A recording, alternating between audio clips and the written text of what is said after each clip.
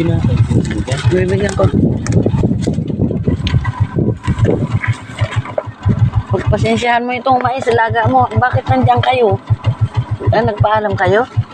Ha? Pinatira kayo? Babae ka ba? Babae ka? Ha? Ano? Dahil ba yung tanong di ba rin ibigay mo? Siyempre, teka lang muna. Bibigyan ka ng tinapay, ano? Mainit ito. Ilan ba sila? Hindi mo kasi pinlastic eh. Hindi ko na plastic eh. Ay, taka. Wala akong ano. Pasensya kayo nito. Gusto ko kayong bigyan ng noodles. Hindi ko dami ko pa kasing pasinting naasikaso eh. Pagpasensyahan ninyo ito. Merienda nyo muna. Sunod, dadala ulit. Kawawa naman.